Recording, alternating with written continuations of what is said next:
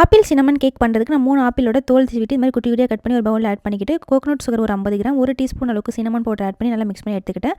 Coconut சுகருக்கு பதில் வந்து ப்ரௌன் சுகர், ஜாக்ரி இது மாதிரி எது வேணால் ஆட் பண்ணிக்கலாம்.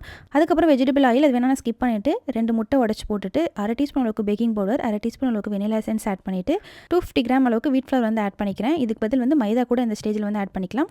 எல்லாம் நல்லா மிக்ஸ் பண்ணி எடுத்துகிட்டு கொஞ்சமாக உப்பு 2 டீஸ்பூன் அளவுக்கு யோகட் போட்டு நல்லா மிக்ஸ் பண்ணி எடுத்துகிட்டு எந்த பாத்திரத்தில் பேக் பண்ண போகிறோமோ அதில் நான் வந்து பட்டர் பேப்பர் போட்டு பட்டர் தடவி வச்சுருக்கேன்.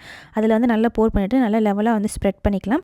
இன்னொரு பவுலில் ஒரு 50 கிராம் அளவுக்கு கோகனட் சுகர், 1/2 டீஸ்பூன் அளவுக்கு சின்னமன் பவுடர், 20 கிராம் அளவுக்கு மெல்டட் பட்டர் ஆட் பண்ணி நல்லா மிக்ஸ் பண்ணிக்கலாம். இந்த கேக் மேலே டாப்பிங்ஸ் போடுறதுக்காக ஆல்ரெடி ஒரு 50 கிராம் சுகர் வந்து ஆட் பண்ணியிருக்கோம். இப்போ ஒரு 50 கிராம் ஓவர் இனிப்பு இருக்காது, கரெக்டாக இருக்கும். ஜாக்கரி யூஸ் பண்ணிங்கன்னா கொஞ்சம் கம்மியாக யூஸ் பண்ணிக்கோங்க.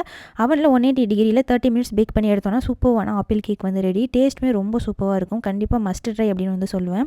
நல்ல சாஃப்டாக நல்ல ஒரு மீடியமான ஒரு இனிப்பில் சூப்பரான டேஸ்ட்டில் இருந்தது. கண்டிப்பாக ட்ரை பண்ணி பாருங்கள். அடுத்த வீடியோவில் பார்க்கலாமா? பை.